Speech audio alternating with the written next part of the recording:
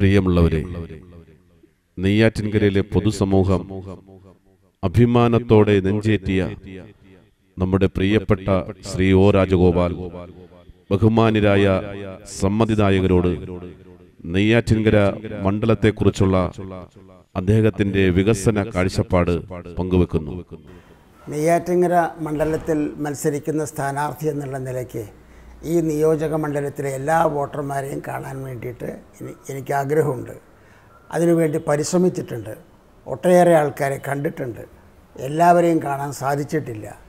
ഈ സാഹചര്യത്തിലാണ് നിങ്ങളോട് ചില കാര്യങ്ങൾ പറയാൻ വേണ്ടിയിട്ട് ഞാൻ ആഗ്രഹിക്കുന്നത്. മത്സരിക്കാനിടയായ സാഹചര്യം നിങ്ങൾക്കറിയാം. ഒരു കൊല്ലത്തിന് അകമാണ് വീണ്ടും ഒരു തെരഞ്ഞെടുപ്പ് ഇവിടെ അടിച്ചേൽപ്പിച്ചിട്ടുള്ളത്. അത് ഏതെങ്കിലും ഒരു പൊതുപ്രശ്നത്തിൻ്റെ പേരിലല്ല, വ്യക്തിപരമായ കാരണങ്ങൾ കൊണ്ടാണെന്ന് അറിയാം.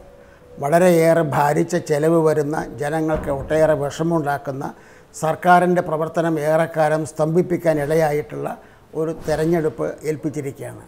പ്രത്യേകം ശ്രദ്ധിക്കേണ്ടതായിട്ടുള്ള കാര്യം, ഈ തെരഞ്ഞെടുപ്പ് നമ്മുടെ നാട്ടിൽ സംഭവിച്ചുകൊണ്ടിരിക്കുന്ന, പൊതുജീവിതത്തിൽ സംഭവിച്ചുകൊണ്ടിരിക്കുന്ന മൂല്യച്യുതിയുടെ പ്രത്യക്ഷ ലക്ഷണമുള്ളത്, പ്രത്യക്ഷമായിട്ടുള്ള അനുഭവമാണത്.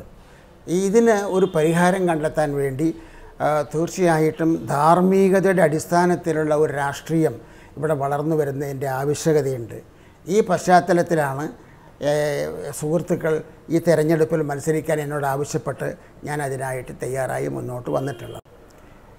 കേരളത്തിൻ്റെ എല്ലാ പ്രദേശങ്ങളിലും യാത്ര ചെയ്തിട്ടുള്ള ഒരാളെന്നുള്ള നിലയ്ക്ക് എനിക്ക് പറയാൻ സാധിക്കും, ഈ നിയോജക മണ്ഡലത്തിൻ്റെ എല്ലാ മുക്കിലും മൂലയിലും പോയപ്പോൾ എൻ്റെ മനസ്സിൽ കൂടി കടന്നുപോയ ചില ചിന്തകൾ, ചില ആശയങ്ങൾ, ചില സങ്കല്പങ്ങൾ നിങ്ങളായിട്ട് പങ്കുവയ്ക്കാൻ വേണ്ടി ആഗ്രഹിക്കുകയാണ്.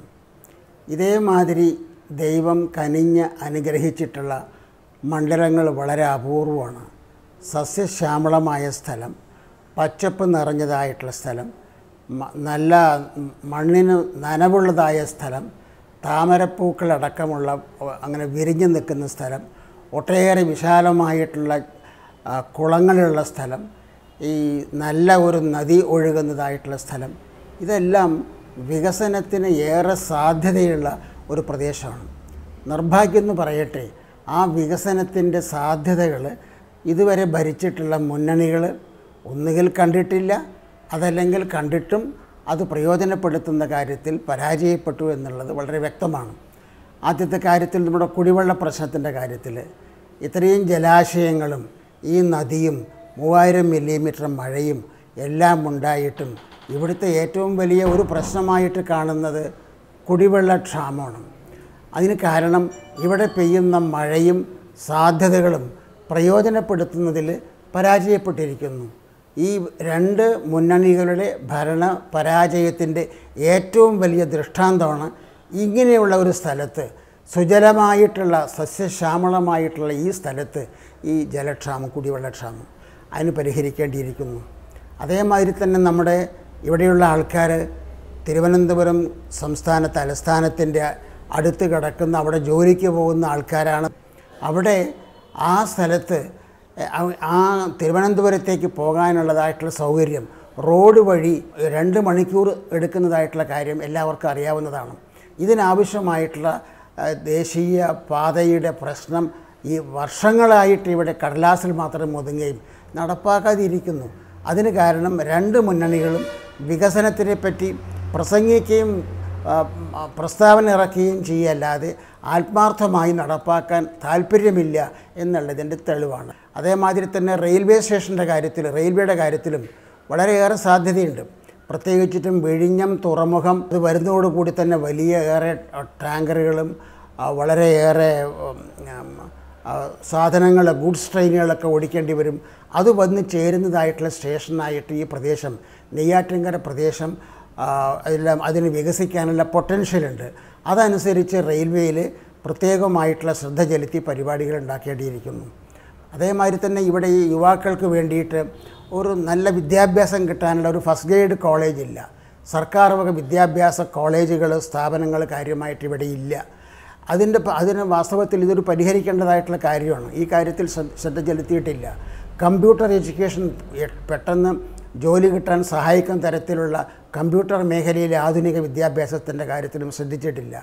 യുവാക്കളെ സംബന്ധിച്ചിടത്തോളം അവരുടെ കായിക, മാനസിക, കലാപരമായ രംഗത്തുള്ള വികസനത്തിനു വേണ്ടി അതിന് ഉതകുന്നതായിട്ടുള്ള ഒരു സ്റ്റേഡിയത്തിൻ്റെ കാര്യത്തിലോ അതല്ലെങ്കിൽ അതുമാതിരിയുള്ള ബാക്കി സംവിധാനങ്ങളുടെ കാര്യത്തിലും അഭാവമുണ്ട്.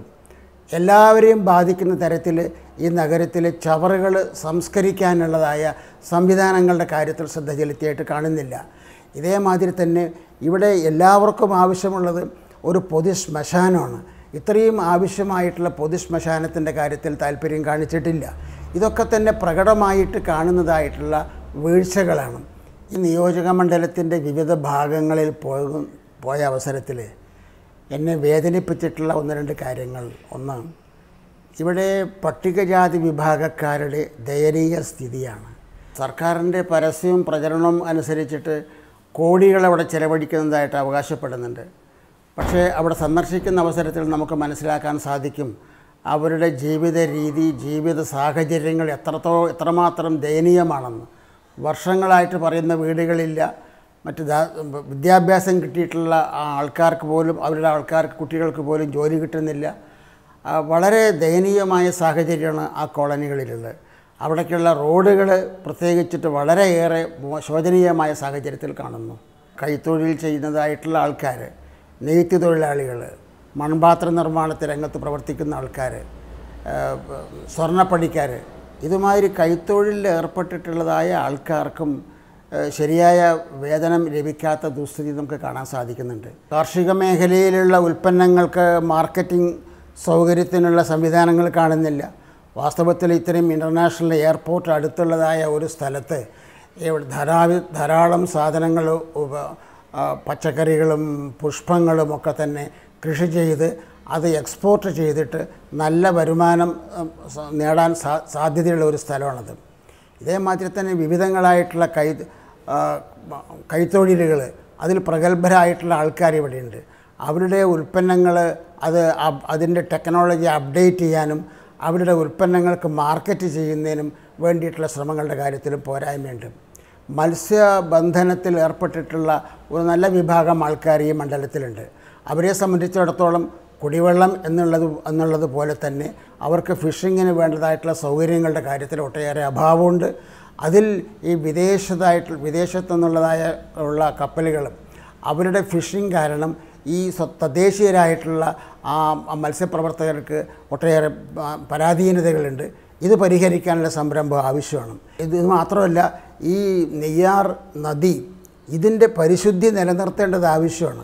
ഇന്ന് മാലിന്യങ്ങളെല്ലാം കൂമ്പാരമായി കിടക്കുന്ന ഒരു സാഹചര്യമായിട്ട് മാറിയിരിക്കുന്നു. അതിൻ്റെ പരിശുദ്ധി നിലനിർത്താൻ വേണ്ടി പ്രത്യേകമായിട്ടൊരു പ്രോജക്റ്റും ഒരു സംവിധാനം ആവശ്യമാണ്. ഇതേമാതിരി വികസനത്തിൻ്റെ കാര്യത്തിൽ ഒട്ടേറെ കാര്യങ്ങൾ ചെയ്യാനുണ്ട് എന്ന് ആർക്കും ബോധ്യമാവുന്ന കാര്യമാണ്. ഈ കാര്യത്തിൽ ഈ രംഗത്തുണ്ടായിട്ടുള്ള പരാജയങ്ങൾ, ഇതുവരെ ഭരിച്ചവരുടെ കാര്യത്തിലുണ്ടായ പരാജയങ്ങൾ എല്ലാവർക്കും ബോധ്യം വന്നിരിക്കുന്നു. ഇതിനൊരു പരിഹാരം ഉണ്ടാക്കാൻ വേണ്ടി തീർച്ചയായിട്ടും ശ്രമിക്കേണ്ടത് ആവശ്യമാണ്. ഏതായാലും ശരി, ഈ പ്രദേശത്തിനെ വളരെയേറെ വികസിക്കാൻ സാധ്യതയുള്ള ഒരു സ്ഥലമായിട്ട് എനിക്ക് തോന്നുന്നു. നിങ്ങൾക്കറിയാം, വാജ്പേയി ഗവൺമെൻറ്റിൻ്റെ സമയത്ത് ഒരു 5 കൊല്ലം കേന്ദ്രത്തിൽ മന്ത്രിയായിരുന്ന അവസരത്തിൽ ജാതി മത പരിഗണനയ്ക്ക് അതീതമായി എല്ലാവർക്കും തുല്യനീതി ഉറപ്പുവരുത്തുന്ന തരത്തിൽ പരമാവധി വികസനത്തിനു വേണ്ടി പരിശ്രമിച്ചിട്ടുണ്ടെന്ന് എൻ്റെ എതിരാളികൾ പോലും സമ്മതിക്കുന്ന കാര്യമാണ്. ഈ ഒരു സാഹചര്യത്തിൽ, ഈ അനുഭവത്തിൻ്റെ വെളിച്ചത്തിൽ അത് തീർച്ചയായിട്ടും പ്രയോജനപ്പെടുത്താൻ നിങ്ങൾ എനിക്ക് അവസരം തരണം എന്നാണ് എനിക്ക് അപേക്ഷിക്കാനുള്ളത്.